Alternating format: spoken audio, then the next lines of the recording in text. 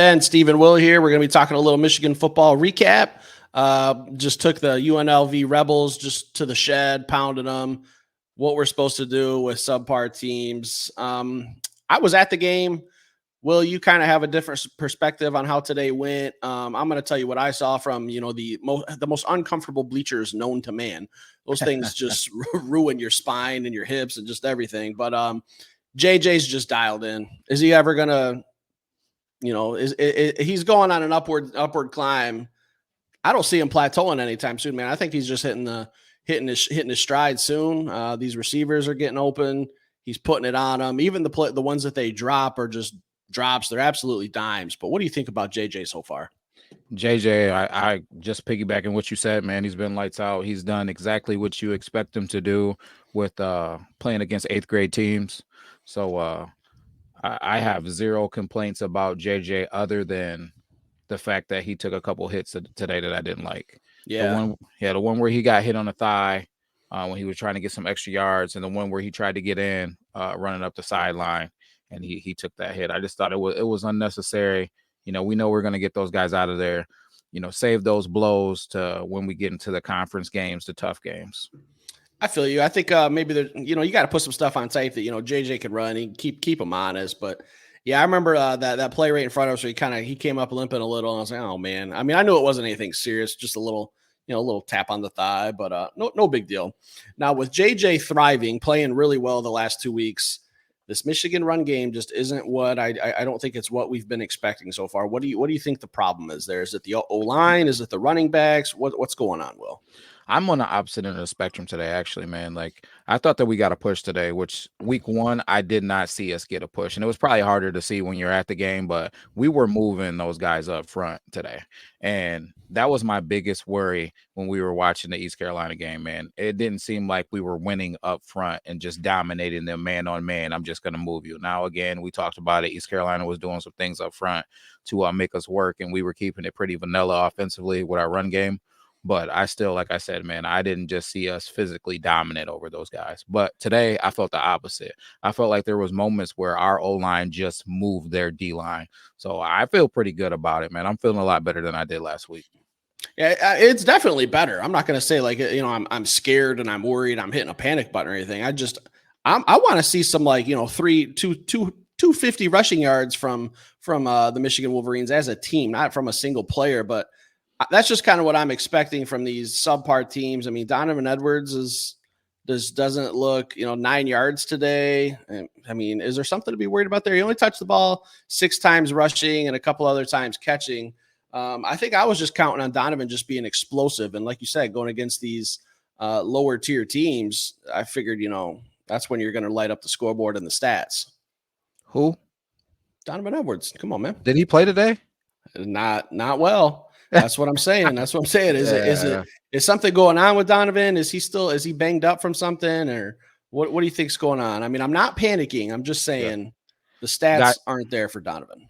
Yeah, guys, before you crush me, I'm just joking around. Donovan Edwards is going to be a beast this year. I just think that we're keeping it basic, man. Some of the pass plays that, with him at slot receiver, getting those both guys on the field and doing some things with him in the passing game, I think we're holding off on that. Why show it right now when we know we're going to beat up on these teams? So I wouldn't hit the panic button. I just think that the style of game that fits us playing against subpar competition fits Blake Corum more than it fits Donovan Edwards. So, and the play calling that we're going to do, Jim's not even back there yet. You know what I mean? So pump the brakes. Guys, don't panic. I think Donovan is going to make some big things happen for us, but I think he's our kind of our home run hitter, our, hey, third and long-ish, maybe a 3rd and 8, a 3rd and 7. He's the guy that's going to catch the pass out of the backfield and take it for the first down, or he's the guy that's going to catch a 4-yard, 5-yard pass and take it 70 yards for a touchdown. So he'll be who he is. It's kind of a sad day, William. You know why? Talk to me. I was undefeated on my bets up until this Michigan game. Yeah. 56.5 points. I'm sorry if anyone listened to me.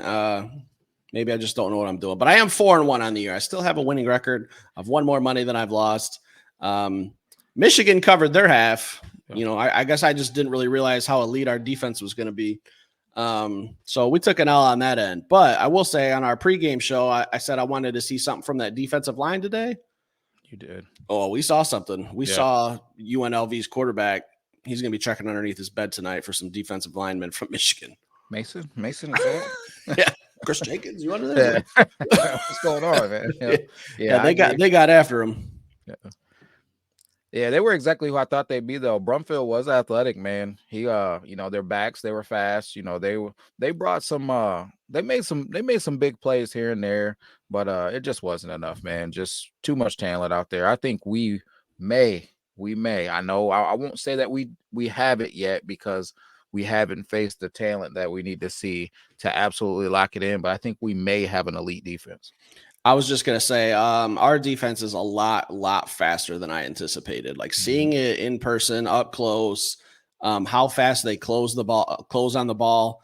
Our DBs are on any receiver that's on the field. They're just locked on. I think the defense is going to carry us. They're going to get better. Like you said, with us calling basic plays on offense, I think the same goes for defense. We're not really stunning.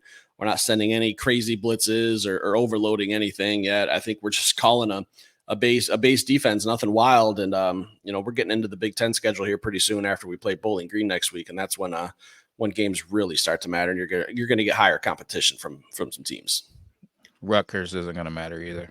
No, I'm not saying Rutgers, but, you know, once we start getting into, you know, some teams who are a little bit more disciplined, like, I mean, I don't want to get too far ahead, but we are going to get better opponents here soon. And, Michigan's played very disciplined as well, too. No stupid penalties. You know, we're just taking care of business like they should be doing against these types of teams. No real surprises. Can I tell you something that's disappointed me? Oh boy, Mike Hart coaching today or second half offense? That's kind of disappointing to me. Yeah, he wasn't calling the offense though, so that doesn't really. I won't hang the hat on him for that one. But our backup quarterback play, man, I don't understand it. It's they haven't impressed me, and I don't understand why I haven't seen Alex Orji. You've got 100,000 Michigan fans there. We all came there to have an orgy party. Exactly, man. What are we doing? Where's he at? Man? He's not even holding kicks on field goals, like fifth string. What are we doing here? I mean, Jim Harbaugh was talking him up like he was one of the greatest quarterbacks to ever play football before the season, being the greatest punt returner, and we haven't even seen him on the field. I want to know what's going on. Is the guy? I haven't seen the guy on the injury report. So why isn't he in the game? You probably didn't get the opportunity to see it, but they interviewed Mike Hart. I can't remember if it was third quarter, the end of the third quarter, or coming into the second half. I can't remember what it is. Guys, put it in the chat and correct me if I'm wrong. But regardless, he mentioned having some of those backup quarterbacks coming in to play, and he talked about Tuttle, he talked about Warren, and he even mentioned Alex Orji. And then he didn't see any time. So I'm just they brought in number 4. I can't even remember what his name is. I don't think he'll ever start a Michigan football game. Jade Senegal. Yeah, guys, like if he's your family, I'm sorry. I don't mean that offensively, but we got Jaden Davis, we got Bryce Underwood, hopefully. Fingers crossed, baby. Yeah, and then we got Alex Orji hanging around in the locker room just looking like fullback playing quarterback.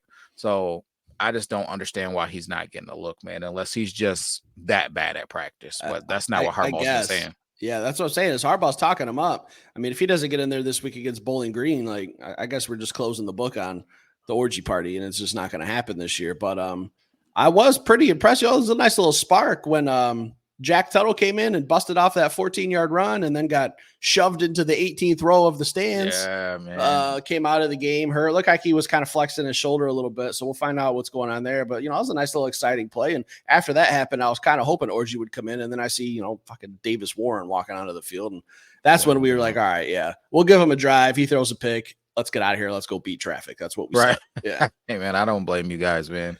Yeah, I'm super confused. So if anybody knows exactly what's going on with him, please drop it in the chat or send us a link, DM us.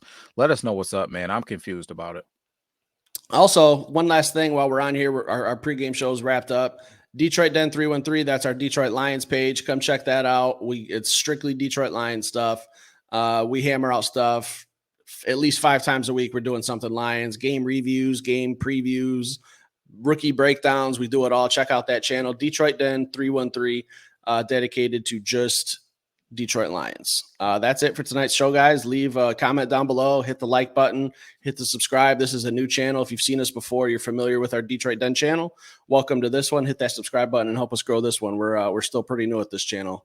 We're trying to grow it into what it needs to be. We will be back with some more content later, guys. Go Blue. Go Blue.